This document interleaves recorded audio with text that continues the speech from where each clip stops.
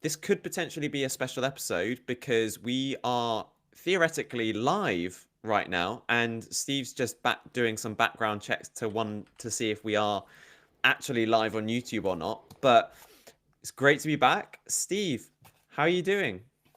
I just checked, and it does say, or when I checked on YouTube, it says, "Welcome to our live show." And I can see you talking, and I can see me. But yeah, I don't know. Well, there you go.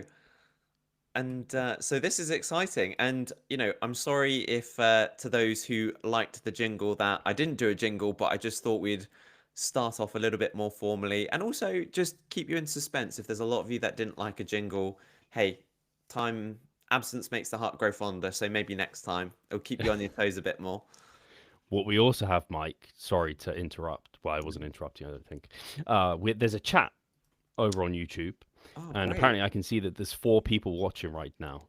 Amazing. So this is a bit of a test run for us because we were like, what way can we engage our YouTube audience more whilst still just doing our thing? And why not try live? And also, there is a what's it called?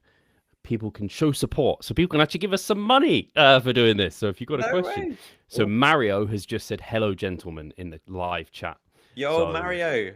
yeah, that's exciting. Appreciate. Let's go over, I guess, first of all, updates on us, Yeah. and So yeah, we'll interact with the live chat as it goes. But yeah, how's this week been for you, Mike? this week's been good for me. So again, very much consistent week.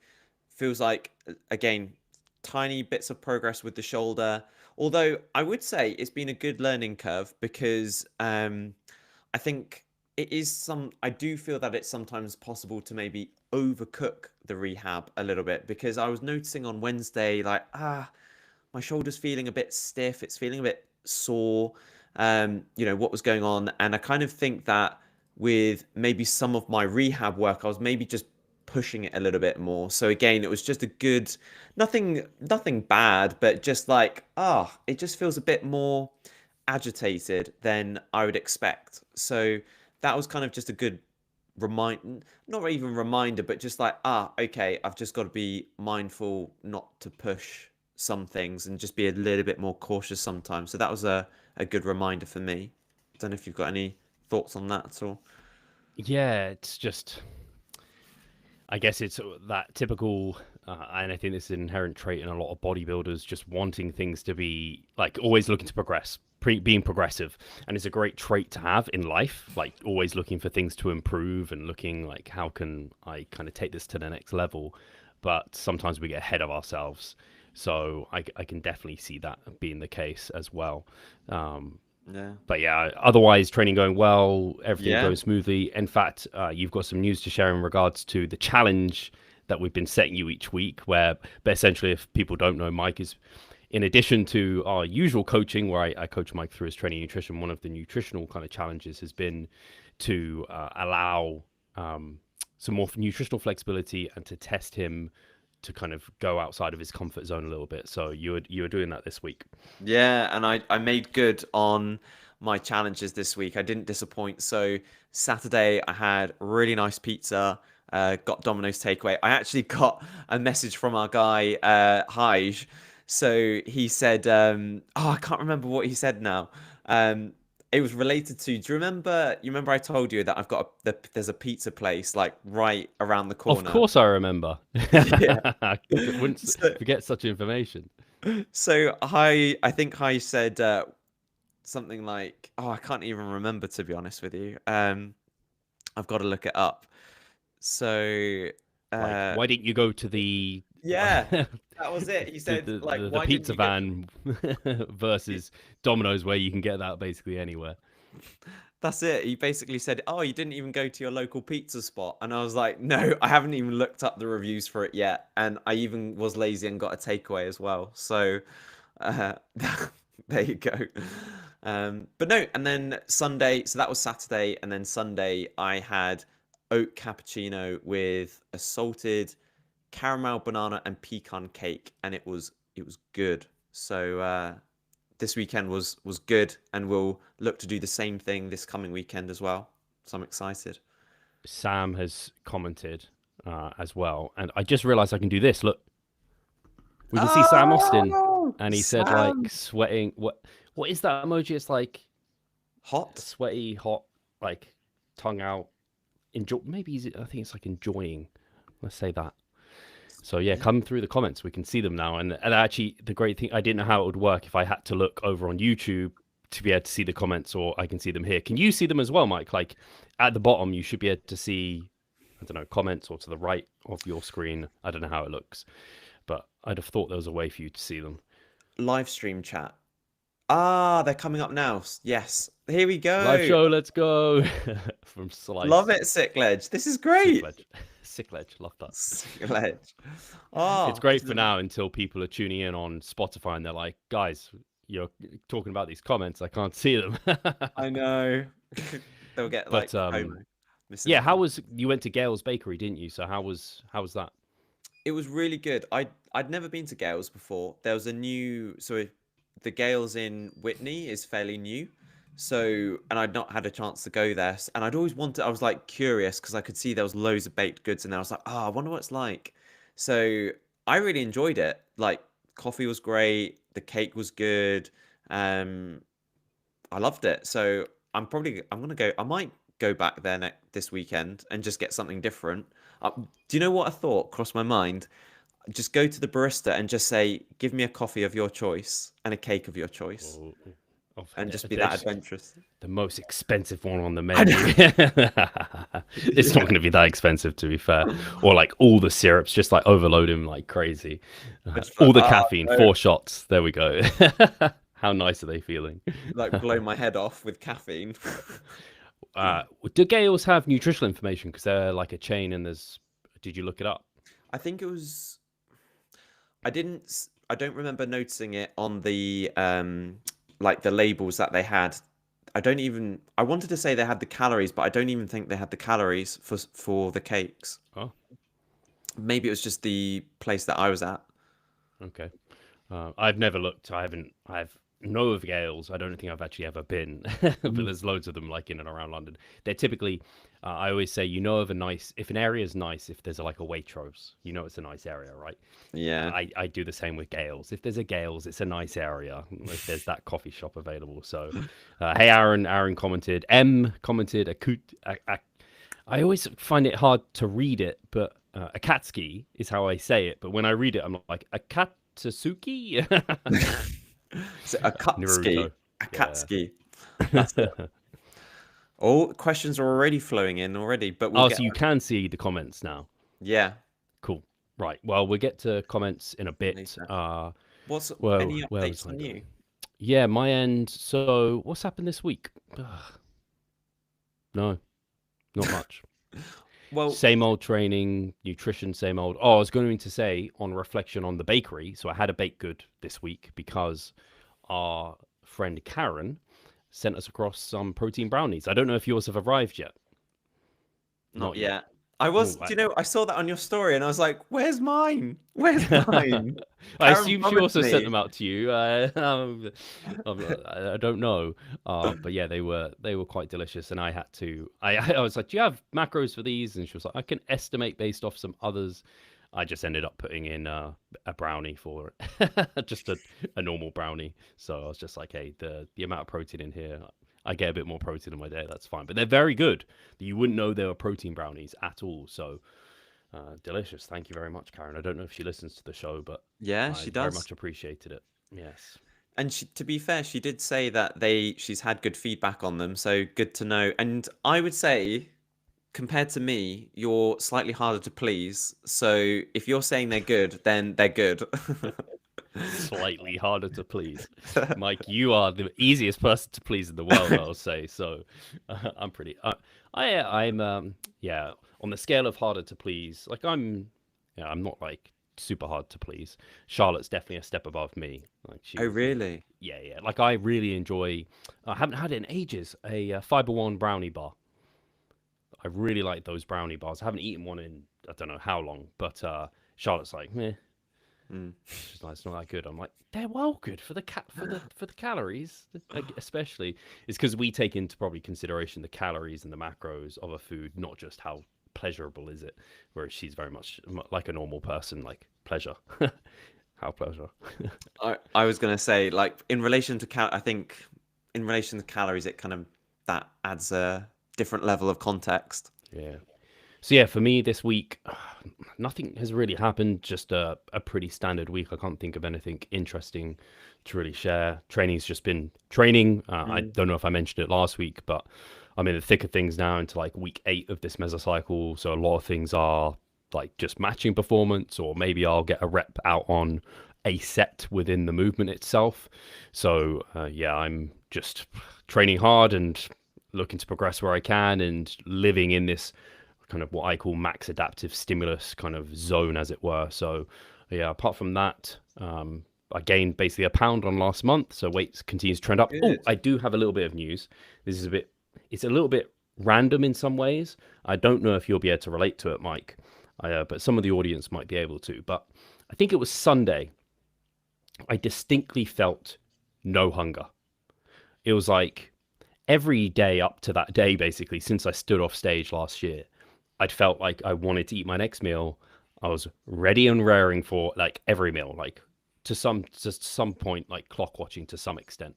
Not like depths of prep hunger, but I was like, I'm ready. Like, what time is it? Oh, I could eat now, but I normally eat a bit later, so I do that. But on Sunday, and it's been the same since Sunday, it's just been like, yeah, my first meal of the day I ate an hour later on Sunday because I was like, oh, I'm not even like I could wait even longer. It was just like this sense of not full, but just satisfied of just like I'm not hungry. That's a weird sensation to have had. Like it's not abundantly different to where it was, but it's just like that next level of just sense of recovery, I guess, from last year's prep.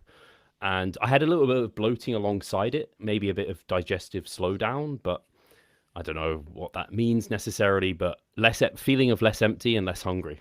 Just just a slight notch of improvement, which is interesting. Yeah.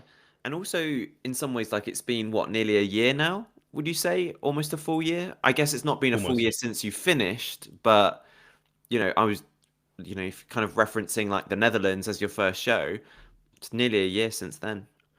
Yeah, end of November would be a full year, so there's a few months left. But yeah, that prep was like nothing else for a lot of reasons, and we Mm, took it real deep. mm, So training's been going fantastically well for a long time, but just to have got that next level of like hunger removal has been quite nice. So mm. it's been useful, for example, having brownies baked for me and being able to include some of those within my macros comfortably and that sort of thing. So that's been quite nice. But yeah, no other big news on my end apart from I have a bit of like our general news to share, which is some personal client update news, but Yeah. nothing too much. Um, awesome. Yeah. Like, I don't think I've got any questions on that note. I kind of did, and then I've kind of forgotten. So, Dive into general news. yeah. Because Our general news segment. did you want to talk about Winnie? uh, no, not Winnie.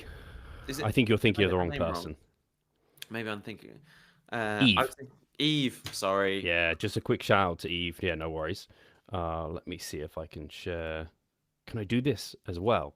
We're live on Instagram and we're sharing my screen. It's Oh, all we happening over can. here. Yes, we can. Look at this. So, yeah, quick shout out to Eve. A lot of the listeners will be aware of the Yorton Cup, which is one of the most competitive natural bodybuilding stages there are. You could refer to it as like our natural Olympia.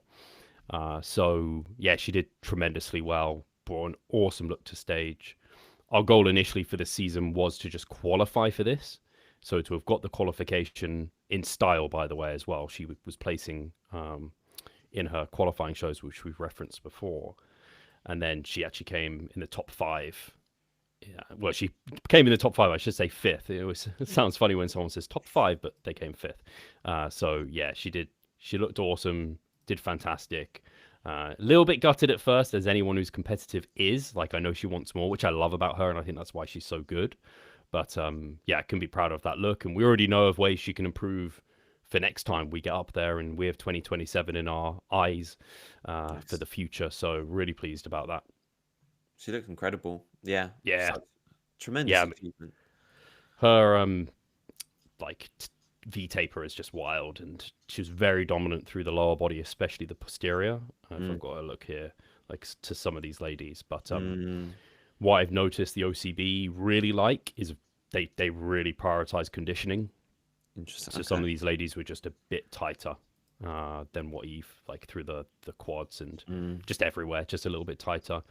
Which I really liked Eve's look for a figure competitor, like separation everywhere, but they want you even harder at the OCB and maybe particularly in the pro ranks. I'm not sure.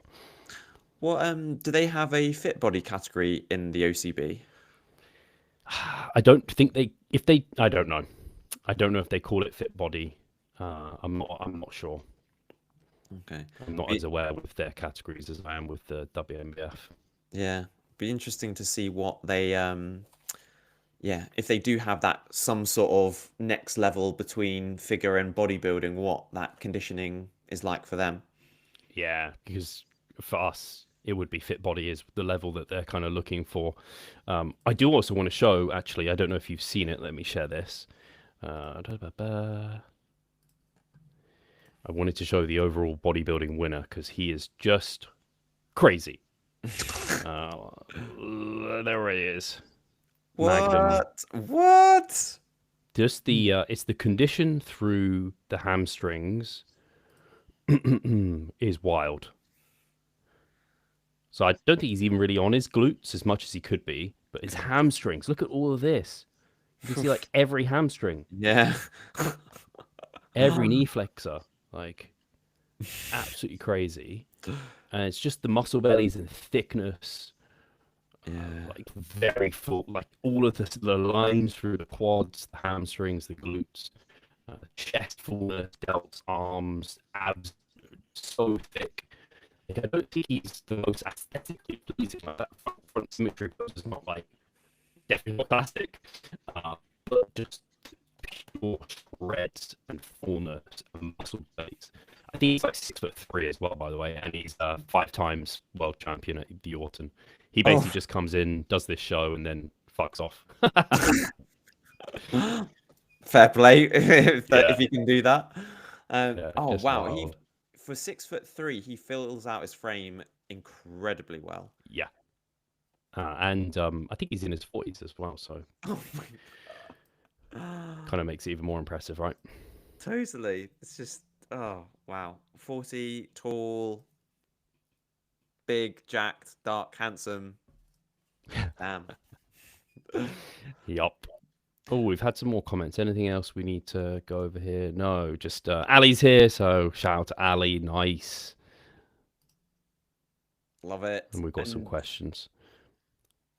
there was actually there was quite a few shows over the weekend because you had the piece, and this was going to be my news to report on because you had the PCA British Naturals, and I think you had and a couple of people who competed at the WMBF competed there. So you had like Nick Arnold. I think the ones who won the overall, you had overall figure who was Ellis, who's coached by AJ, and then you She Innocent took a pro won. card, yeah. Yeah, you got Innocent, Luke, who I think are coached by Dan, and I can't remember the men's overall winner, but I think he was also coached Reese. by AJ as well. Yeah, I think Reese might be self-coached. All right. I think. I'm not sure actually, but I Yeah. think he might be. But yeah, the PCA. I had that down in my notes, but I only wanted to because it'll be too much to share every show and every detail. Yeah. But I don't. Did you see the overall bodybuilding winner? Um, I think I did. Think I did. So I feel like you would remember if you saw him because he was humongous. Like when I talk about big, I mean big on every front, and I think actually still quite young. Let's see if I can find him. His name is actually Kay Geeden. Oh, So maybe I didn't see him then. they could do a great job of highlighting all their athletes here. Mm. Right, actually, I'm just going to try and find him. I'll search for the name. And just because he's in your screen as well, my other news was Josh Crocker and obviously got redemption. Oh, He that did. Yeah, on two fronts. Oh my goodness. Okay, no, I Ginormous. didn't see it. Yeah. What? Oh my goodness. Just this. He's a Just giant. I He's don't a know how tall he giant. is. It's just massive. It's so rare to see one of this height fill out their frame so well. And so fast as well. Crazy. What? Yeah, I don't know how old he is if he says here. 195 centimeters. No idea what that is, but that must be like 6'5" or something stupid. 120 kilograms. Oh my gosh. Ugh. Completely nuts. Yeah, that was just the one I wanted to share. But yeah, Josh looked really good actually at the PCA Mm, because he did 2 shows, didn't he? that's right, yeah. Um, three stage appearances over 2 days. But yeah, this was his best look for sure. Love it. Very full. This back shot's wild. But yeah, really good showing for him. Much Yeah, better look than what he brought to the WNBF. So yeah, take my hat off to him if I had one. great job, Josh. And you also, so another person who we know, so Josh Bratt won his WNBF Pro Classic card as well. Josh. Maybe it's not Brad. Oh, Bradshaw.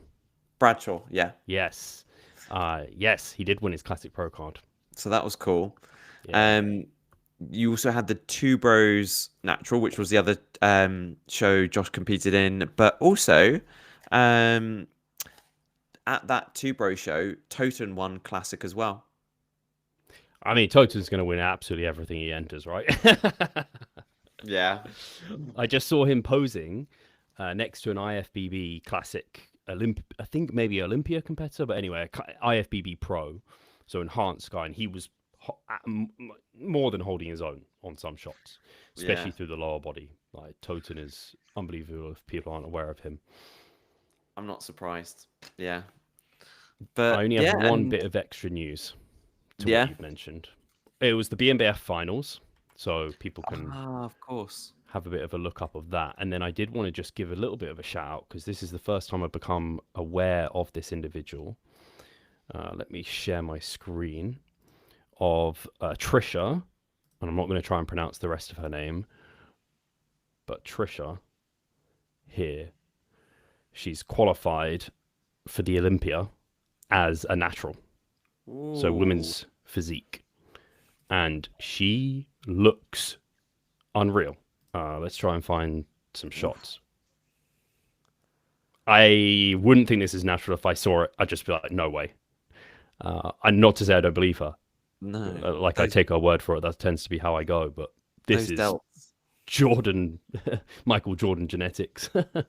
100%. Like, whew, goodness me. Like those, just the delts and like lats and the glutes from behind. Everything. Yeah. Golly. No wonder. My God.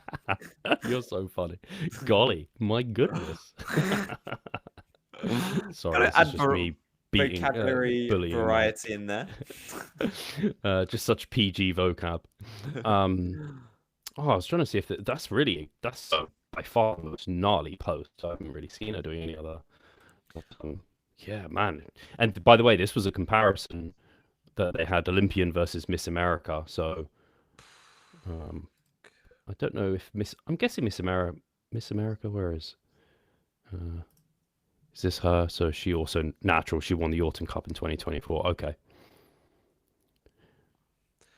I'm really confused at the moment with how with the IFBB natural and just the regular IFBB and Olympia and stuff. So did you say her name was Liz? The one who's Trish, sorry.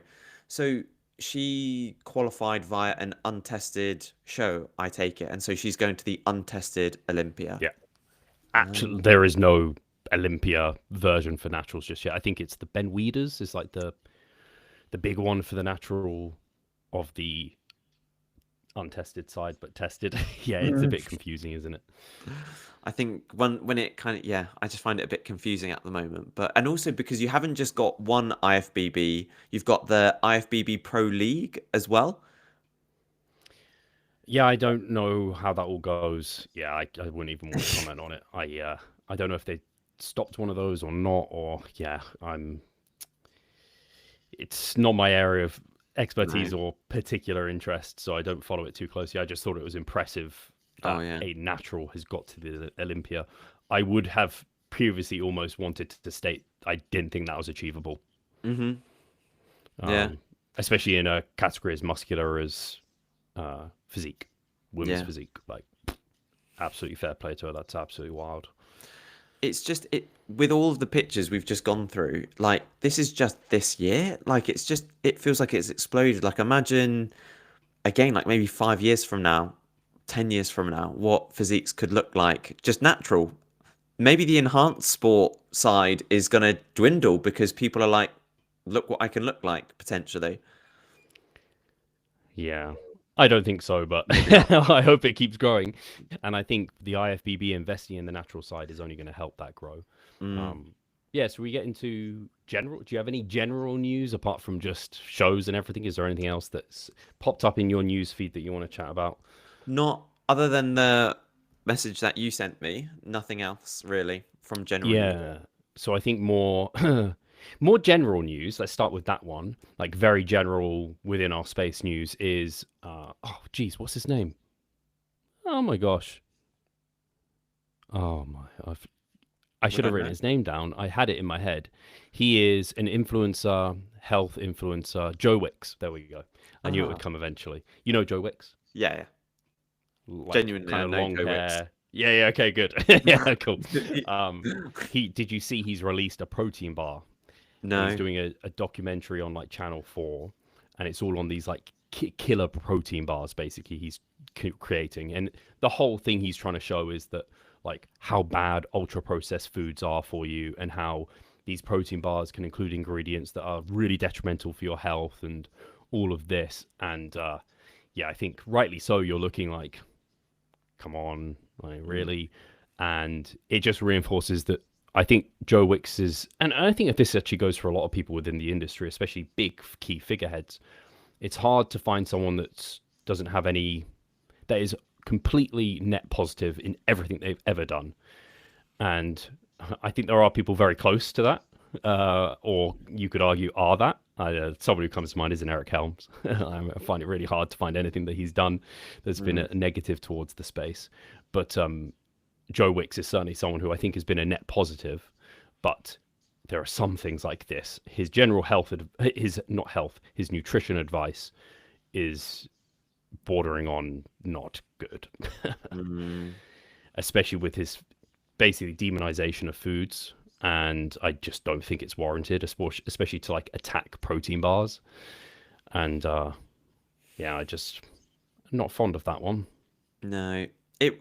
I don't know why. Did we talk about Peter Attia and how he made a protein bar and how they bought the specific ingredient in the protein bar? I don't know if that's Peter Attia's protein bar or not. I forget whose it is, but yes, yeah, the David bar. Yeah, Yeah. exactly. And it kind of just reminds me a little bit of that, really. Um, Ah, Samal. Sorry, I'm just saying hi to Samal. He's a Yo, previous client of somehow. mine. uh, Yeah, it's. I think it's when you get to that level, I think it's really tricky, and you've just, but it's hard to say a right thing, and I think you've definitely got to try not to be black and white. But again, with yeah, it's so hard. We're not in that position. It's really tough. yeah, I don't like the unnecessary demonization of foods, and I really don't like this ultra processed food like bandwagon of hate Mm, because it's just missing the forest for the trees and it's moving us back to 2010 when we're thinking there was good and bad foods. I'm just not here for it. mm, There are some processed foods that are unbelievably like healthy and can be part of a wholesome diet. I would say yes in general, having less ultra processed foods in your diet is a win, mm, but again, it misses the forest for the trees. Total calories are the killer here. If yeah. you have excess calories and you're gaining weight, you're getting high in body fat, that's going to be less healthy for you than having some ultra processed foods in your diet and being at a healthy weight for yourself and maybe eating plenty of fruit and veg or whatever. You could eat like plenty of health foods, like the traditional ones, like you can have like a bowl of muesli, you can go Mm. out for a salad, and these are suddenly like 1,000 calorie meals because of nuts and toppings and seeds and olive oil and olives, and they're all healthy things, but not in the context of a diet that's excessive in calories. So yeah, the dose makes the poison is always what I come back to this. Exactly. So that was Exactly. my one very general news in our space, and then the other, and a part of me was like, do I want to touch on this or not? And I think part of me wants to touch on it because I think getting our perspective out there will be useful because I can just see a bandwagon effect of hate already against this individual. And second, it gets, and I think this is a big reason why people are doing it in the first place. Probably the prime reason people are looking to ride upon someone else's coattails. And this, in some sense, is what I'm doing here by even mentioning it, because we're going to get more traction and awareness of the podcast and what we're talking about because of just mentioning this name. And that name is Mike Isretel. So probably a lot of the audience will have seen the video by Solomon Nelson. I think he did one a year ago, basically trying to tear Mike apart with Lyle McDonald. And he's just recently released one going over Mike's PhD and his dissertation specifically. And yeah, you saw, I sent you the scientific snitch. I Mm. did like a reel on it, basically that overviewed it very, very briefly. So before I dive into any more of my thoughts behind it, I'm going to leave it to you, Mike. What are your thoughts? Because you have, for context, you haven't seen Solomon Nelson's entire video, which is like an hour. And for context, I've listened to it in the background on 2 times speed. So I kind of have a somewhat of an awareness of it. And I haven't read comments or seen anything else. And I actually didn't watch Scientific Snitch's video. I just sent it to you because I assumed it overviewed things. Mm. I I just watched. So I watched the reel. I didn't watch the full the hour long video. But um, my immediate thoughts is that it's always easy to shoot at someone who's in the limelight. And we all make mistakes, and but with people who are just such high profiles, it's easy to like they in the reel that I watched, they were picking up on errors such as, you know, misspellings and stuff like that, kind of misspelling an author's name. And I was like, really? Misspelling an author's name? Like, it happens. And it's like, are you really gonna pick someone apart because of misspelling someone's name?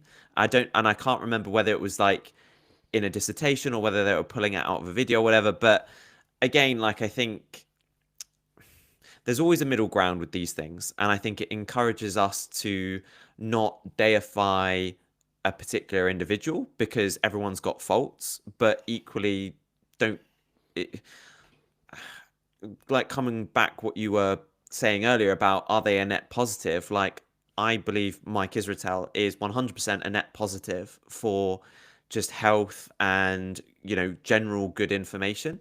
And I don't think we need to, get overly negative about, mistakes that they might make. I think they're relatively trivial in the grand scheme of things. Yeah, I think my issue with it is I totally get it. Dissertations and getting your PhD, like that's a big deal. And Mike calls himself Dr. Mike, which is based off this PhD, somewhat based off this dissertation. And the dissertation, from my uneducated understanding, because I'm not someone that reads dissertations and reviews them and allows people to have their PhD, whatever it is. So, in my uneducated opinion, yes, it didn't seem like he did an amazing job with that. Uh, but why why are we digging up stuff from years ago when he has a wealth of stuff that you can look at right now to kind of have an awareness of how kind of positive that individual is, how good the information that they're providing? My kind of crude analogy is when I first competed, I came second last or third last, whatever. I didn't place in my show as a bodybuilder, but that doesn't determine my career and success as a bodybuilder now. Like, we grow, we develop, we become better versions of ourselves, hopefully. And so I just find it weird to dig up such a thing and to like go out of your way to be so like negative, and I don't know what Mike's done to Solomon, but I don't think probably anything negative to Solomon. He probably hasn't interacted with him once, and it just feels unnecessary. But again, I guess someone like Solomon might be looking at it and being like, "Hey, I'm just showing the reality of things, obviously dramatically edited and to get some sort of agenda." And he's nobody, quote unquote, compared to Mike, who is literally like a famous individual now within the fitness space, broader than just the evidence space or bodybuilding space, like worldwide. So I get it. Like, it's ultimately, it's not really going to do much harm to Mike. I don't think at all it's going to get forgotten about. But I just think it's, what a waste of time. Fundamentally, what a huge fucking waste of time. To the amount of time that must have taken to edit, to put together, to read the dissertation, to dig out every little thing. Like, god damn it. Just to try and really discredit Mike, ultimately it's not going to do much at all. All it's going to do is the people that already think Mike is a net positive for the industry and respect him, have a low level of respect for him, they're going to continue to have that, just as we do. Mm-hmm. And people who already disliked Mike and will look for any reason to take him down, they're going to go and just be like, yeah, we're going to go and try and take him down. So I don't understand the amount of time and effort that goes into such a thing. But hey, it's one of those. And S21, I think, agrees with you. I've just seen it. So he said, I think the difference is you didn't call... Oh, there we go. Didn't call yourself a pro when you didn't place. The idea is Mike says he is a doctor, but he is not a real doctor. But then I agree. Everyone who has a doctorate calls themselves a doctor, or they might have a doctor by their initials. And, you know, I don't think Mike's never claimed to be a medical doctor. You know, so yeah. Yeah, I don't know. Some people use it, and Mike's always used it, and he's now known as Dr. Mike. I don't know really, and ultimately, it's not to this. It's like Mike was given his doctorate based off that dissertation. It's not Mike's fault. Mm-hmm. Like, yes, the people who were reviewing it, maybe they should have done a better job there. So ultimately, like, the criticism is of Mike, but it's like it should be of the people who maybe were reviewing the dissertation. Similar to if there's a pro bodybuilder out there that you don't deem pro worthy, but they got given their pro card. It's not their fault they were given their pro card. The judges, the head judge, the organization gave them the pro card. So I'm like, again, this is a backwards way of trying to find a way to hate upon an individual, when it's like, truly, when you deep down think about what Mike has done for the industry and space, like, personality aside, I know he says some outlandish things now and then. Is he really that hateful of an individual?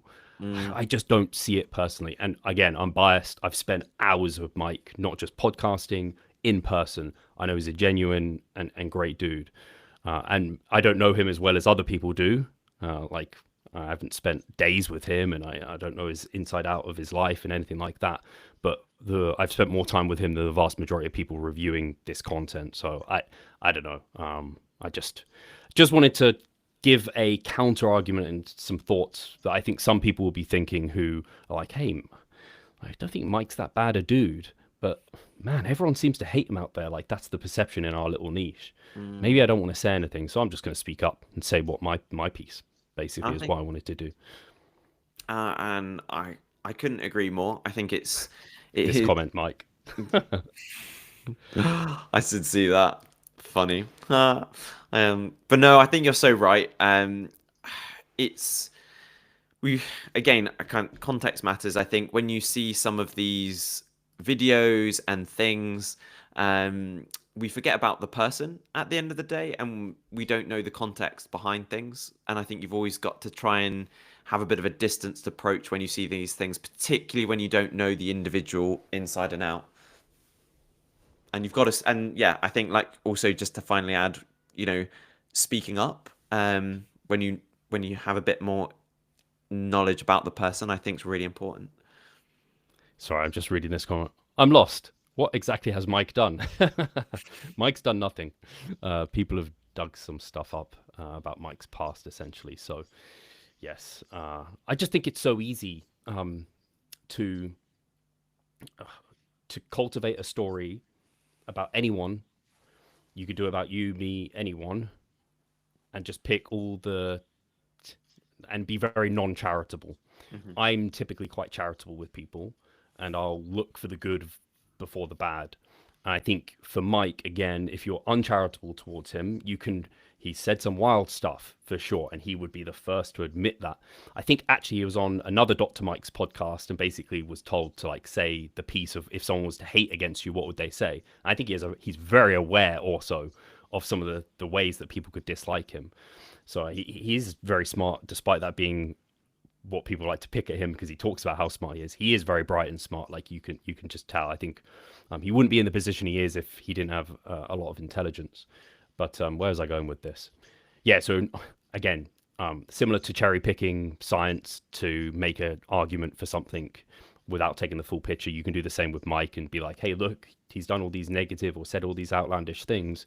Clearly is a net negative, but it's like, well, you're ignoring the 80% of stuff where he's been educating people about the importance of, like, you think about one of my favorite books, the principles, what was it called?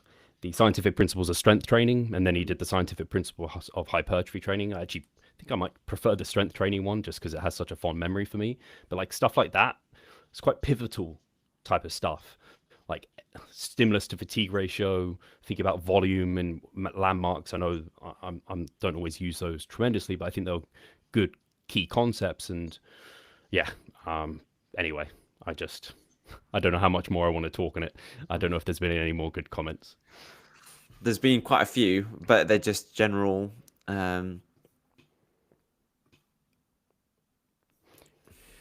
Yeah, it's just like it's more attacking him as an individual. Like people dislike the fact he had surgery and things like this, and I don't know, the fact he hasn't placed well at bodybuilding shows sometimes, and like every competitor, we say something like, "Oh, it was my tan, whatever." Like, yeah, it's not his tan. It was because he wasn't good enough on the day. But we all say things like that because he's human too. Anyway, I think that's probably enough on that subject. So I'm going to kind of, unless we get any like very obvious comments, there's No. nothing more to reflect upon, I don't think, on that one. I think I've said what I kind of wanted to say, which it's not a defense of Mike. It's just a defense of that situation. I don't think was very charitable and distasteful, in my opinion. Yeah, just adding a bit of balance, I think. I think it was a bit one-sided and just adding a bit of balance to the argument, I think. I'm just going to show this comment because Cole, my man, tends to say some pretty sensible stuff. Says, to be honest, fitness just seems to thrive on all this BS drama. One of the reasons I stick around here. Oh, I didn't even know this was what he was going to say. One of the reasons I stick around here, there's not much drama. I've stopped following quite a big few names just due to all the consistent negativity. Yeah, Cole, I agree with you. And that's why I partly didn't want to bring it up because I don't want to play that game. I'm quite happy not. And I get involved in it even more than I would like, and I don't really get involved, but I see it, and sometimes I just feel like I want to say something. But I think you're on the cusp, aren't you? Where through podcasting and interviews, a lot of these individuals. So, and again, I still think it's important to stand up for them because again, you know them a little bit more than me, than the average Joe. So I think it's important to balance things out. And yeah. For sure. Cool. Should we get to some questions? Do we want to get to some of the questions that are like in the live stream chat? Just because there's not been too many and we can get to some. Shall we mix it up and do one each, or would that? Yeah, let's go for that. Right. I can highlight it. Let me find. Or actually, can you highlight them when we go through the comments? Can you bring them up or no? I don't know. Show if on I can stream. How do I show them over them? Okay. I'm gonna need to scroll up somehow. I'll go all the way. Can you show on screen? Stream. Sorry, I'm confused now. What do you mean? Can you do this? No, I don't think so. Let me do. I'll find them and we'll just bring them up like that. So do overhead extensions work triceps long head? Yes. That is the primary way to train your triceps long head because it crosses the shoulder joint. And indeed. So anything overhead is going to train that and stretch it more. There is. I don't think that sounds like almost I don't want to say it because I think they know it. Like it's not a dumb question, but it's almost No. like, of course it does. But it's because I think someone's saying that it doesn't, and I'm sure that's where it's coming from. Like someone Mm. said it doesn't. I'm like, biomechanically, it doesn't make sense that it wouldn't. And also, you can just, as you raise your elbow here, I can feel my triceps long head stretching. So, yeah, anyway. Right. There we go. Next one. How important or how much priority should have the whole calorie intake on a person that trains regularly but is not a competitive athlete? Hmm. So I guess again, I Importance of might, calories, yeah. basically, It, for a I don't really. non-competitive athlete. It shouldn't matter. It shouldn't differ at all. Calories always come first. Yeah, it's a big priority, really, whoever you are. Maybe that was in the context of something you were saying, and I'm a little bit lost. But this one, you can definitely answer, Mike. Advice for someone who rebounds too hard post show. So I think the biggest thing is we don't want to go into a cut immediately. I think it's about getting on top of your hunger, your cravings, getting nutrition back in a good place, and then just trying to hold that essentially for as long as you can until that time comes when you might need to then cut again. So you've rebounded, right? Okay, wherever we've lost ourselves, let's just try and find ourselves again, get back to some good food, some good nutritional practices, try to just reestablish that and try to just hold that for as long as I can. Focus on training, on performance, and just letting that then drive and fuel you. At the very least, the rebound hopefully might have helped recovery. So hopefully a few things would have recovered quite well. But no, I would just shift it onto performance, shift it onto just back into good eating habits, and then just keeping that maintained, until the time comes when you need to clean things up a little bit. Yeah, I think you touched on the main points there, Mike. It's a case of you've traveled that post show period not how you would like to, as in there's a body fat and a time component. Most people end up gaining the body fat, but too quickly or more than they would like, and they're not in a position where they want to continue gaining because of the body fat that they have. Uh, Sorry, my brain's gone completely blank. But they haven't given it sufficient time to have recovered from the entire contest prep, and so you need to give it more time. And because you're not in a position where gaining more body fat makes sense, you hold body weight. And the worst thing you can do is not diet. The worst thing you can do is diet. So you don't want to diet. And I can't give like a hard number on it, but typically half the length of your contest prep is a good thought of the time it would need to recover from it, as long as you've not done anything too dramatic. So let me try and say something different to what you said, Mike. I would say learn from your mistakes, reflect upon what led to that rebound, what could you do in future to be better, and also give yourself some grace, especially for a lot of competitors. It's the hardest part of prep. So yeah, don't give yourself too hard of a time, and it'll be better next time. I think it's going to be a little bit hard for me to try and get all the comments, because what I was getting distracted by is new comments come through and it jigs Mm. where I'm at. So I don't know if any other comments came through that worth highlighting. I can only see the recent ones. So just the Emiliana Sorrow has volume recommendations from an arm wrestler. Um, that one. Hello guys, any volume recommendations from arm wrestler who trains to be stronger?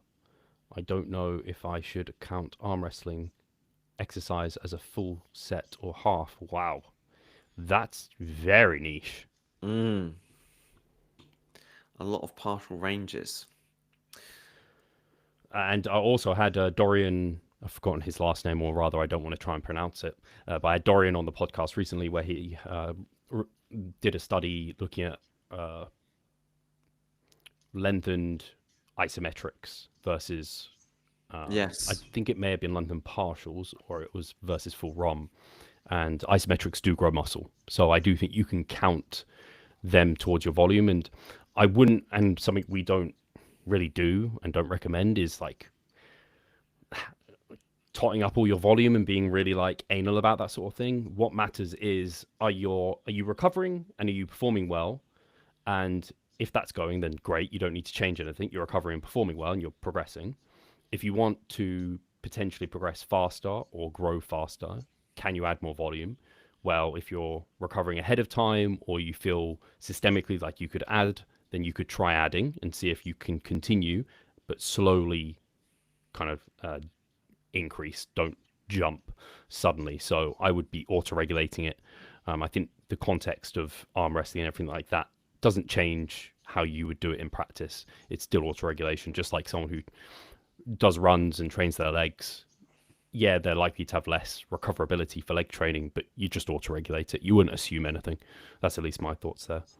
Yeah, I guess the only other thing that crossed my head is intensity, if that makes a difference. So there might be maybe some technical sets she's doing for her arm wrestling, but maybe you might not necessarily count them because of maybe the intensity is so low. It's more of a warm-up type set. So again, kind of similar to what we'd normally do. You wouldn't necessarily count your warm-up sets. You just, once they're at a given RPE, RIR, like that's when you count them, and then everything that you said to that then applies.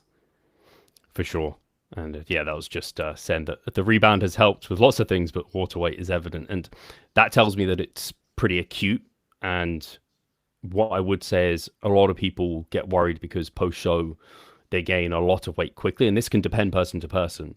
Just like when you start a diet, some people see an immediate whoosh, glycogen stores drop off, with that lots of water and so on and so forth. Whereas some people, like you've seen this with clients, and they just don't drop a heap of weight. Similarly, on the back end, some people who, I think it's generally people who are very sodium sensitive tend to be this way, and they see their weight really jump up. So especially that first week, and this is why I have this kind of 1 to 2 week ignore rule between phases of dieting, where don't like look too strongly at the scale weight during that first 2 weeks of transitioning between phases, because there's so much water fluctuation that's going on that's more than the changes on the scale you're trying to look at. Obviously, you know if you've adhered or not, but it's probably not as bad as what the weight on the scale is making it look like, if that makes sense. And so yeah, get back to usual habits, let it chill. Shall I ask a question from the hypertrophic time chamber just to mix it up a little bit? So it's from my client Aaron, who asks, we talked about the importance of working on posing in the last episode. Do you have any recommendations on resources to improve posing? Yes. Off the top of my head, it's challenging. I have a note in my like Apple Notes where I have a bunch of videos that I tend to send clients that goes over some of the mandatories and bits and pieces like that. YouTube is a great resource for this sort of thing. Like you can literally, in fact, the WNBF UK have a posing playlist where they take you through the mandatories. Now, they don't give you the specifics of like, hey, how to turn on your quads, spread the floor, that sort of thing. That you might have to do a bit of digging for. But yeah, he's your client, right? So I can send over the resources I have to him. If I probably have sent them to you at some point, Mike. But it does remind me that we should really do like a basic bodybuilding posing, just video of how to get into poses, how to activate muscles, even if it's just a bit basic, because I think the basics are great for posing, but past that, you have to do your own homework and find out what suits you, because every posing coach tends to have their own style, as it were. Really good posing coaches will individualize it to you and your physique, but often you have to do that next step, or it takes a long time to individualize it with a posing coach, and they can get you the basics. So yeah, that's what comes to mind for me. I don't know if you have anything more, Mike. Yeah, so I've actually already sent him some resources to go through, but there's a very recent one. So Terence Ruffin also has like a little tutorial. Alberto Nunez, in his vlog 3 episodes ago, he was going through his own posing, and he mentioned some really nice cues about activating your quads, etc. So that's like a more recent resource people can look at. And again, he competes in the WNBF world, so again, it's relevant for that particular federation. But like you said, ultimately, you have to do a little bit of your own digging and research to a certain degree. And then I would say just stick with one thing to begin with, learn the basics, and then you can tweak it to your individual needs, I would say. Yeah, definitely don't jump the gun, like layer things on as you go. Just getting your quarter turns initially, and then you can go into like each muscularity shot. But it's surprising. It's like riding a bike. Like once you know how to ride a bike, like you can really ride a bike well, and you learn it a bit more as you go. But or learning to drive a car, like initially it's a lot, but once you can get into those general positions, and you're like, right, hips back, spread the floor, like contract at 80-90%. Like it's funny how you can make those small tweaks, and it does all come together. But yeah, good reminder for us to do a resource. Nice. Do you want to answer one from YouTube or? I'm leaving the YouTube ones for now because I'm onto the hypertrophic time chamber. Which, by the way, if you're on YouTube and you're watching this live, if you want to ask questions ahead of time, you can join my broadcast channel on Instagram to ask questions. If you go to my profile, you can find it linked, and I always post a question box in there. So yeah, Cool. Do you want to ask the next one, or shall I? I don't have them Okay. available to me right now. I'll ask. So, Mandart asks, most clients or followers seem to be intermediate to pro level competitors. How many full-on beginners and or novices do you coach? Oh, interesting that it looks that way because it's not true. So the only pro that I've ever coached has been Eve. Everyone else has been people I've turned pro, unless I'm forgetting anyone. But I believe she's the only pro. She came to me as a pro, and then she's done well as a pro. But Colin turned pro this year with the OCB. Ryan turned pro with the OCB. I worked with Ryan for his previous his previous season where he did really well, but he didn't turn pro. That was his amateur season. So I also had Kieran this year, Jake this year, first-time competitors. So I've also got Rylan, who I just literally put on my story just now, who's looking shredded, and it's his first season. So honestly, most people I work with, it's a wide range. So I can't remember the specific question, but I think that probably covered most of it. It was, he said, most clients seem to be intermediate to pros. How many full-on beginners do you coach? Yeah, so full on, not many, if any. Yeah. I also posted up today James, who's gained 10 pounds of muscle in his bulk just recently over the last year. And he's pretty new, but we don't coach straight up beginners who haven't stepped in a gym before. I don't think online coaching is for such an individual. I think they're better off getting some of the groundwork done with an in-person PT to learn the basics, because online coaching is so hands-off that you need a certain level of skill to be able to do well with online coaching. Yeah, no, I totally agree. But similarly, like you said, we do have lots of people who might be competing for the first time. So yeah, it is a mix. Yeah, I can ask you the next one, Mike. I've got them up now. Oh, go for it.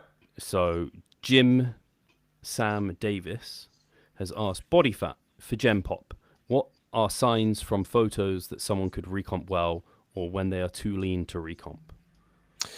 I think, I don't know. For me, this is a tricky question.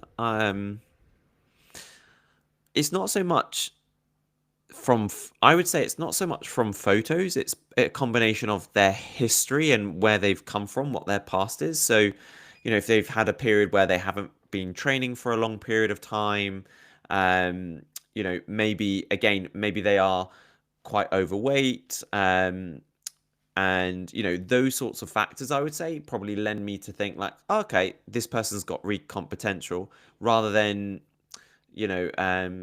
other things. I think it's that combination of the two that would lend me to think, are they ready to recomp or not? Yeah, it's, as you said, the propensity to recomp increases the more muscle growth potential someone has, and there's multiple things that go into that, the largest being the length of time that they've been taking this seriously and doing things correctly, quote unquote. And so the more muscle growth potential, the more likely recomp is. But recomp won't happen for an individual who is not in a position to have essentially my kind of rule on that would be if they're towards their lower end intervention point. So if they are, for most males, around 10% body fat, where they have clear abs, quad separation, sparing striations, they're not in a position where the body's happy to liberate body fat because they're right at their lower end intervention point. And below that, the body's screaming out, feed me. So you need to be in a position where the body's happy to use its own body fat. And so you'd want to be, for most males, towards the teens of body fat. Maybe some ab definition, but not too much, and not much like separation between muscles, and in and around that 15% or so. And as a female, maybe closer to like the height, the low 20s of body fat. But based on photos, like soft lines, soft definition, nowhere near like shredded. You wouldn't term this person shredded. So yeah, that's kind of what I'd be looking for. Okay, cool, awesome. So Martin Guerra.fit asks how to track calories when eating out with your partner and how often you do it. So I guess, does this one want to be answered from our perspective or how we'd coach someone through it? Probably helps to do it from how we'd coach someone through it, doesn't it? Yeah. So I'd even question, in some circumstances, I wouldn't even necessarily have a client track calories for some individuals. Majority of our clients are competitors interested in competing, or individuals who take this very seriously and kind of don't want to leave a stone unturned, and therefore are quite comfortable tracking calories, and in many ways they'd feel less stressed tracking calories. So I'll say not everyone, but most clients would go about trying to somewhat track their calories. And with being with your partner probably doesn't change anything. It's just how do you track a meal out. So the first port of call would probably be, does that place have nutritional information available? If there isn't nutritional information available, then going for a like-for-like meal. So it might be that, hey, I used to do this with pizza. I'm going to a non-chain pizza restaurant and I get a 10-inch margherita pizza. Let's look up a 10-inch margherita pizza from Pizza Express, which is a chain in the UK, and they have nutritional information available. Awesome. Or even, what does Sainsbury's do? Do they do pizzas that are of a similar size? Let's use that as like a baseline, and I can always adjust it. And that's great because as a margherita pizza, you can then add like, oh, okay, it looks like there's 2 slices of ham. I'm just going to add like 2 slices of ham. You can kind of build the meal in the app that way, and that can work. So finding a like-for-like equivalent and then modifying it to what you're seeing in front of you. Same with if they have calories available. Don't just trust them blindly. I've seen some terrible takes for what restaurants think the calories and macros are for their meals, and so I would adjust those. Now with AI, that is an extra level of tracking that you can use. So you can describe the meal to it, and you can even take a photo and upload it. I recently did an infographic on how you might want to use that. And then that would be how I'd kind of go about it. I wouldn't overthink it too much past that. And you could do that ahead of time too. So you could already have, if you're going out for a meal and you want to fit it within your daily calories, you could estimate what you think it's going to be, save that space, and then build your day around it, and then modify in the situation, and then maybe adjust things within the rest of your day or within your week. And then in terms of how often to do it, there's no hard rules here, as far as I'm concerned. It's as much as you want until it starts harming results, basically. So for someone in their off season, it could be every day. But some things are more likely to be accurate than not. Like, it depends where you go. So as an example, I've got Andrew in Bali at the moment, and he is a men's physique competitor in his off season, but takes it very seriously. 2 of his meals are estimated, 2 he has at home. But those estimations are mostly pretty accurate because a lot of the restaurants give macros, and he is experienced and able to like get it pretty precise. So that's really working well for him. Could he do his whole day estimating? Probably.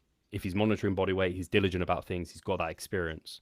So I think the more experienced you are, the more you can use that, and the more standardized and basic the foods you're eating out, you can probably do it more. But if I was going out every night to like a vegan place with my vegan girlfriend and trying to ballpark, I could quite easily be off my calories by 10, 20% every single time, which isn't ideal in the long term, but it's recognizing there's margin of error on every food. Like the FDA allow a 20% discrepancy on calorie labels anyway, so you don't need to worry about being spanked like on the money. You Mhm. can't be spanked like completely on the money in regards to your calorie expenditure, so intake shouldn't stress you too much. So as a rule of thumb, say when you are like a competitor off season, like maybe anywhere 2 to 3 times a week, I think is pretty fine, but up to every day if you wanted to. And then prep, you might slowly diminish those numbers down, but there's no like, there's probably competitors that eat out like every week throughout their entire prep, and there's people who just go straight and narrow and they never eat out ever. So anyway, I've rambled enough. What are your thoughts, No, Mike? you answered that so comprehensively, and I guess I would only speak from my perspective because I think you got to know yourself, kind of like what you said at the start, where some people might not track at all and other people might track.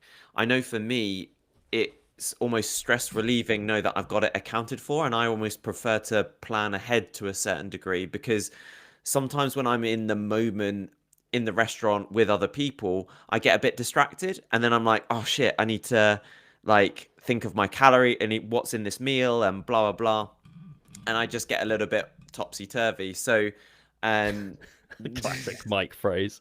topsy turvy, My squiffy. goodness, topsy turvy. Well, it happens. It's true. And so, yeah, I think I like to plan, but also know it's a skill as well with practice. So just build, and hence why I'm also doing these challenges of, being a bit more flexible with my foods because it's practice to go in a restaurant, look at the plate, and just have that bank of like for like meals with similar ish calories, etc. And to just do the math in your head to a certain degree to know you're within the ballpark. That's practice. So that's the only other things that I would add to that. Yeah, it's definitely, it can be overwhelming if you haven't planned ahead for such situations.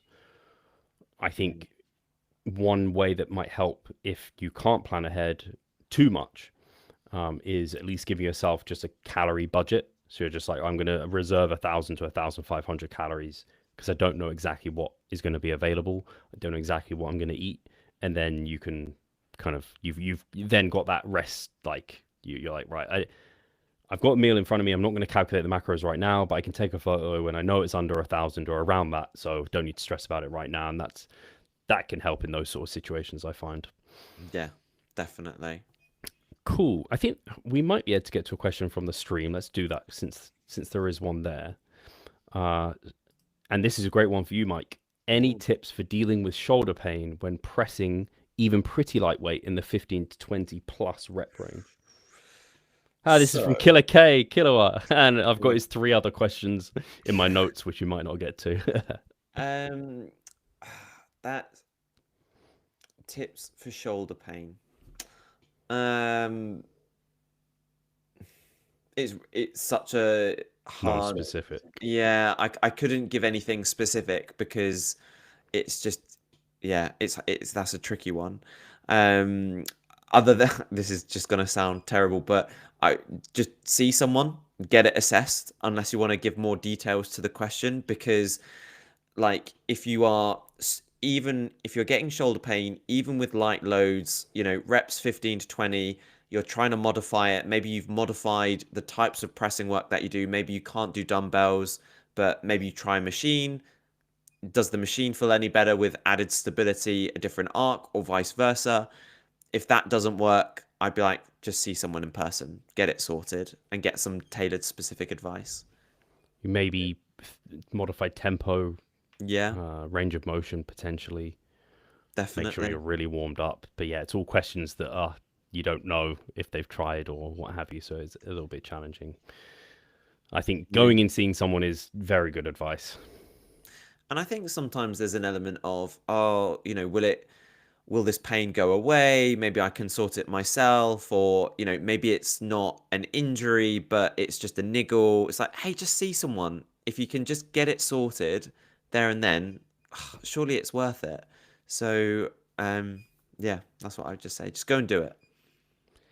We have another question. I'm going to pull it up from the live stream just because we have talked about post-show rebound, and it says, what would you do to drop back down, theoretical maintenance or pre-contest deficit? So at least in my book here, you definitely don't want to drop into any sort of deficit. You want to get to a theoretical maintenance, I think, there or thereabouts. But I'd be very careful about chatting to this person and making sure that we're reducing stress as time goes. Because the way I reflect upon this situation post-show, we're kind of injured from a health standpoint, and we need to allow that injury to pass. So in many ways, with training, if you have an injury, you want to be really careful. Yeah, you want to continue to progress and grow and whatever, but you don't want to make any modifications that get in the way of that. So even if I had someone that was like, hey, they kind of had this rebound post-show, they're over fat, but they're still exhibiting lots of kind of injuries from prep, I wouldn't start pulling back their calories, because the issue with that is it's similar to progressing training too quickly. When you have an injury in the gym, you could re-injure, and so here it could force them into a binge. So you have to be careful with these sort of situations, and that's why I really think it's great if you can have a coach through this time to help have you a plan and have a plan laid out ahead of time. You don't want to just, the way I always analogize it, is like a dog on a leash. You don't want to be that dog that's on this tight leash and then you're post show and you just let go, because that dog is going to go nuts. And then it's trouble to get them back. That's a great analogy. Yeah. And yeah, nothing else I can add to that. Shall I get to another question from the hypertrophic time chamber? Because we've got lots this week. Yeah. So Remy, our man, has asked, you have three... I love Remy's hypothetical questions. I know we kind of poo-pooed on his one last week. You have 3 doors that teleport you anywhere in the world. Which 3 places are you choosing? Oh, okay. This is tough. Gosh. In the world, okay.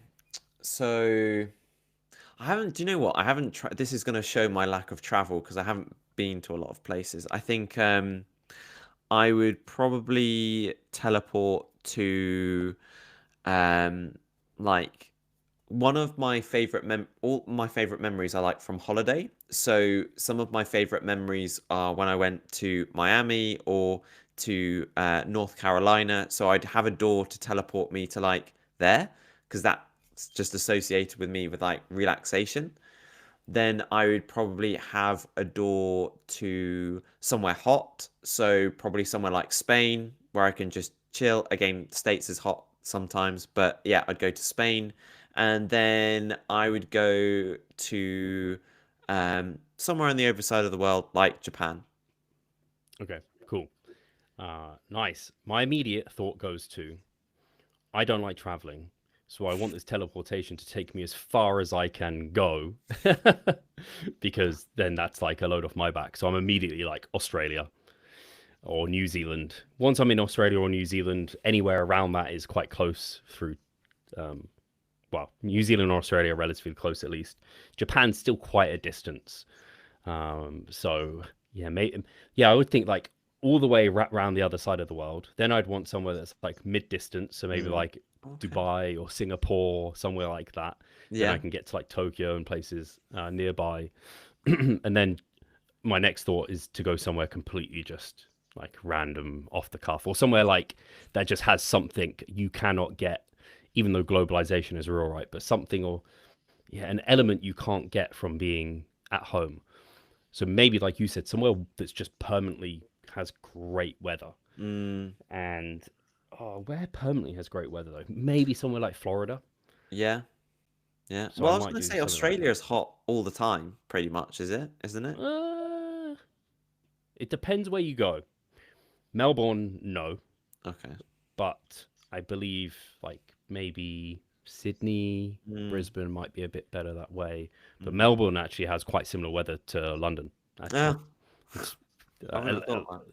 yeah. So, but yeah, Florida also, because there's loads of my friends from the US there, and there's just tons of people over in Florida. So it's somewhere around there. I was gonna say I'm surprised you didn't say the US, given you quite like the US. I would have thought you'd say somewhere there. Yeah, yeah. So I'll go US. That's a good final one. Great. Shall I get a question from the live stream now? Let's do it. We got, will conditioning come back when you adjust to maintenance, Steve? To some extent, yeah. That's kind of the goal, is to allow that water weight to dissipate, and so you won't be holding that, and so condition will come through, and you should see yourself harden up a little bit. Post show is a weird time, one because of that water weight, and weight should stabilize, and then you'll see the physique harden up, as it were. And then two, you gain body fat weirdly post show. You tend to gain it, like, I can remember specifically. I don't know if you remember how it was for you, Mike, but obviously I stood off stage the end of last year. I know, like, my chest, almost the areas that get lean and stay lean, got fatter like sooner. It was a bit weird. And I think that's seen within research too, where like the extremities stay lean and then your core kind of packs on body fat quite quickly. And so, yeah, my chest and like abs got quite soft, but my quads were like shredded for a long period of time. And then once that kind of evens out and normalizes, then you know you're in a pretty good spot. But yeah, it's a weird time. Did you experience that post show? Like Not that the I can remember, weird to be honest with distribution? you. Not really. Yeah, no, yeah, I can't say I can remember that. But All yeah. right. Next question from the improvement. The hypertrophic time hypertrophic chamber. What? So, Cassata Stephen asks thoughts on maintenance volume during a cut.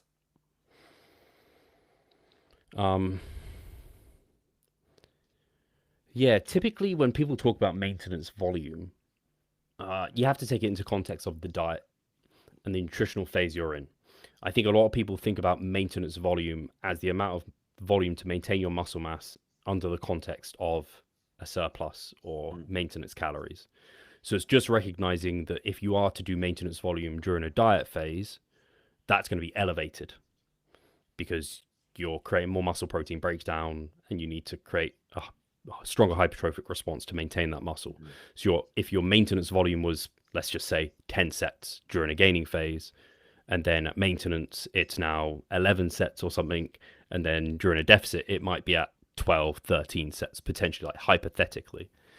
I just don't love using those hard numbers. Like, I would hate for someone to be like,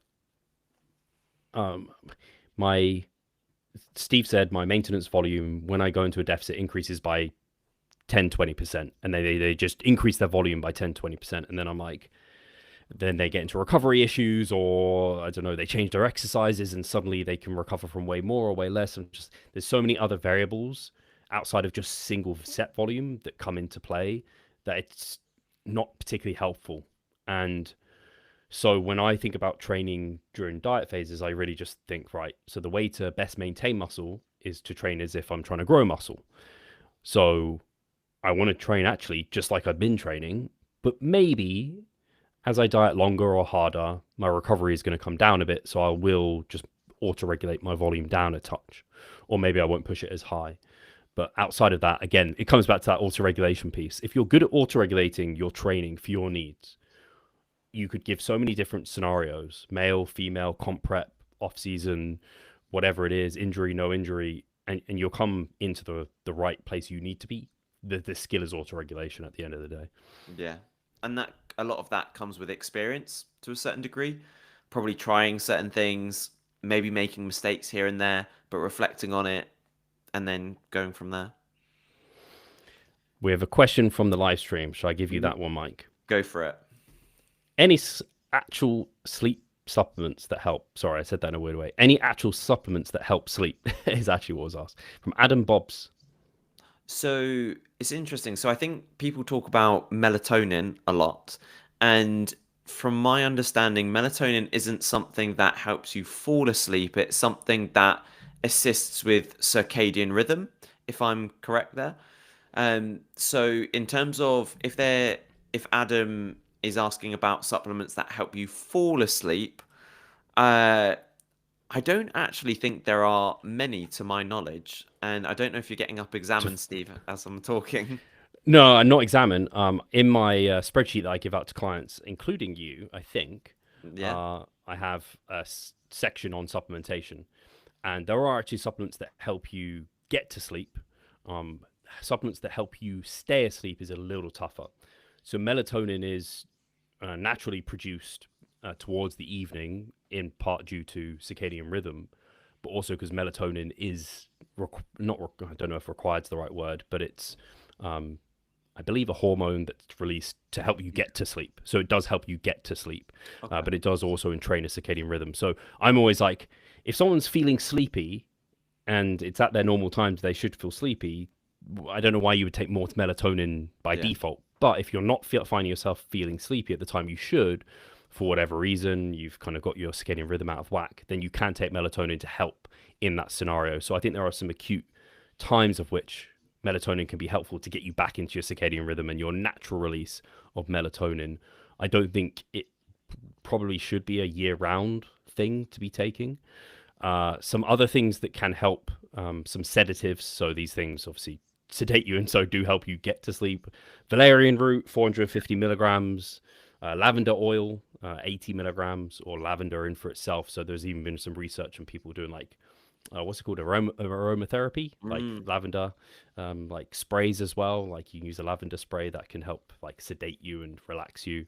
There's been some research looking at glycine, in fact, can potentially help sleep quality. Okay. And the one to help keep you asleep to trial, I'm not sure of the research on this specifically, is slow release melatonin.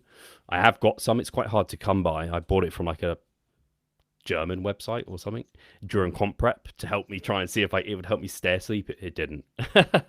So, and then magnesium biglycinate, Mm. which has some of the glycine in it too, but magnesium can help as a bit of a relaxant pre-bed to help you get to sleep. I think ashwagandha does have some evidence also to suggest it can help you get to sleep. And then the final one would be L-theanine. Most of these though are like relaxants and like sedatives. I'm not as aware as many supplements that help you stay asleep Mm. through the night. But more important than all of that is like, don't take excessive caffeine. Like, don't have caffeine too late in the day. Have a wind down routine. Make sure you have a room that's like a cave, dark, quiet, and cool. Those kind of bigger rocks are going to be so much more important. And then, like you said, Mike, making sure you tend to go to bed at the same time, wake up at the same time. That is so huge. I can't even Mm. tell you. Like, once you get into that rhythm, it just happens then like clockwork. It's great. A lot of people can't because kids, responsibilities, life, but it's really good when you do get into it. Yeah, you explain that so well. I also think, particularly when it comes to sleep, again, you kind of come back to the idea of supplements are the sprinkling on the cake. So you should only be really using sleep supplements if you've got a special circumstance, such as you're traveling or you're in comp prep, or maybe again you are working with someone to improve your sleep because you've got maybe slight insomnia issues, etc. Or it's just like a one-off thing. It shouldn't I don't think it should necessarily be something that should replace other things, because it comes back to the routine, consistent bedtime and wake time, etc. That's it. Yeah, I think the only one that might be one you could take somewhat permanently, at least I do, is magnesium. Yeah. Just because most of us don't have enough in our diet anyway. So it's like you'll be taking it anyway, and taking it pre-bed makes sense for the benefits that it could have on sleep. Just don't get an oxide, otherwise you'll be pooping all sorts of trouble. That wouldn't be great. Shall I get to one from the hypertrophic time chamber? Yes. Kevin.Clark underscore has asked, have you considered some RS athlete interviews during the improvement season? Would be good to see the journey from both sides. Kevin, what a lovely idea. Maybe we should do that. We will hold that. We will hold that for next time. I think there'd be a number of my clients that would be into that. Yeah. Um, I know Andy Morgan from ripbody.com has been experimenting a little bit with his podcast where he's been interviewing clients and asking them questions about like the process. Mm. So, Kevin, sounds like you're interested, and it'll be a great way to show how great we are as coaches. So maybe Indeed. we'll look to do that. Yeah, there's like a plethora of people you could ask, and also, yeah, I think there'd be tons of interesting stories and their own personal takeaways and reflections and experiences. So that's really cool. Yeah, I like it. Yeah. Should I ask you another one, Mike? Because that Go. wasn't so much for you. Well, it was. G. Campson, what cues do you give to clients who have trouble connecting to their mid slash upper pecs on presses and flies? So, a couple of things. So, this is maybe less of a cue, but I would say I would look at how they are positioning themselves on an incline movement. So what you'll typically see on an incline bench is sometimes people can really heavily arch from their lower back, and it might change the angle of the press. Whereas actually, maybe try just having your back flatter on the bench and just really focusing on opening up through your upper back, through your chest, getting that nice stretch and seeing how that goes. Then a couple of other things that I would do is you could try more soft lockouts, more lengthened partials to see if that changed the stimulus. Thirdly, again, maybe going slightly higher repetitions, maybe pre-fatiguing it as well with like maybe a fly movement first for higher reps and then going into another movement. I think those things there could potentially help. Really well said. Yeah, I think the arching is a problem for a lot of people where they do an incline and then they arch a lot, and it's like, well, now you might have just changed that incline into basically a flat, which I don't think is a terrible issue, especially if they have a standardized arch that works really well for them. But if they're having issues, this could be it for sure. And I think that actually comes to one of my kind of thoughts would be experimenting with different angles, because we all have different kind of shaped rib cages. What might be working the upper chest better might be a higher or lower angle, but depending on the flatness or roundness and size of your rib cage, then I think allowing your scapula to move a little bit more can be helpful for some people, because a lot of people are taught from powerlifting to like really pinch back and keep your kind of shoulders back. And I think generally setting up with a bit of a pinch scapula and kind of slight arch is a great stable position, but then allowing the scapula to move a little bit as you press forward, because they will protract and it wants to bring like the upper arm forward and through. And then with the upper chest particularly, thinking about the way that the fibers run, so the clavicular fibers run a little bit more horizontally to the chest, obviously attaching to the clavicle versus the kind of mid and lower chest, which are a bit more kind of run a bit more angled and vertically. So if you're coming down and you're like very tucked and you're coming into this deep position, you're probably not stretching the horizontal fibers as well as you could be. You're more so stretching the kind of mid to lower. So you can just maybe tuck a bit less and come out here, and you'll find you'll get a bit more of a stretch up through here. You can even just do it, like if you're watching, you can pull back there and you're like, oh yeah, it feels a bit more stretched through my upper. So I'd go about kind of some of those in addition to what you said, which I think were great points. Yeah, perfect. Nice. Any more questions on the live stream? No, I don't think so. Should we get to one more from... And it's a good one. It's a good one Oh, from our man Haj. okay. So Haj asks, adapt underscore and underscore grow asks, your favorite Star Wars character and who would be the most OP in the gym? Oh. Immediately, the person that comes to mind as my favorite is Obi-Wan Kenobi. Mm. I just like his character. Like I like his personality, and yeah, I think he plays like a great role in the episodes, and his character development's quite good. Where he's a bit like, obviously he's younger and a bit less trusting, and then he kind of goes through and becomes a bit wiser and becomes a master. So I do like him, and the battle between him and Anakin was just absolutely wild. So him, and then I do really like The Mandalorian.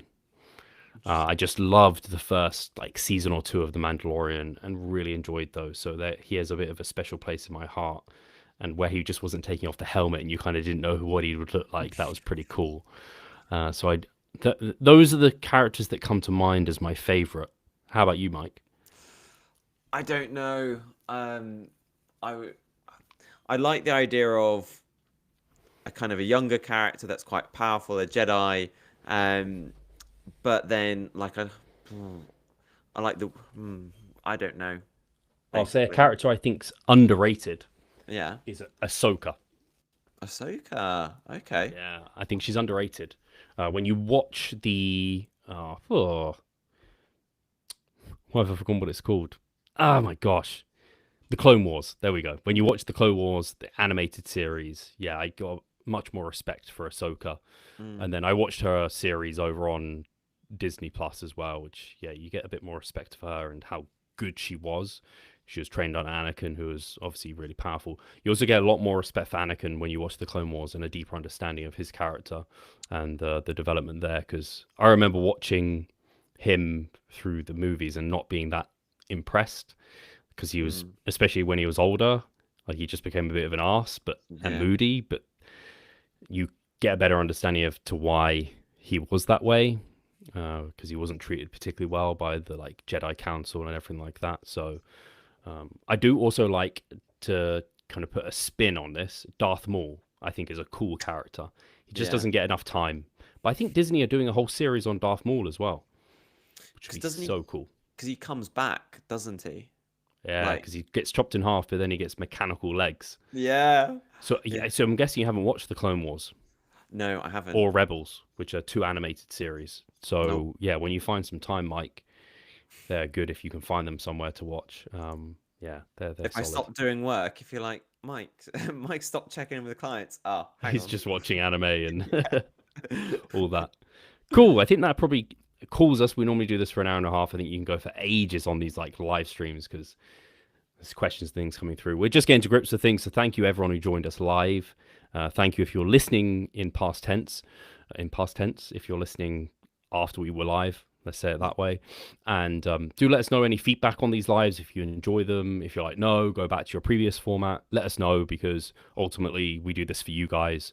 Yeah. And it is obviously to get awareness for us as well. So if you enjoy it more, we'll get more eyes on it, and that'll help the content spread and help us help more people and continue to allow us to make a living through the job that we love, which is online coaching. So if you didn't know, we're online coaches, me and Mike. We help people get shredded, take it to stage, photo shoot, or just get fitter and healthier, get as jacked and muscular as possible. I'm actually working with a woman at the moment. She's like, I just want to become a She-Hulk. And I'm just like, love it.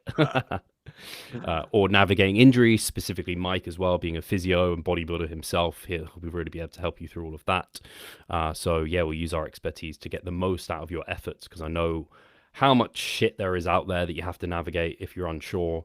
And we really keep our coaching personal because we do video check-ins. So we're having an initial consultation, we'll chat face to face.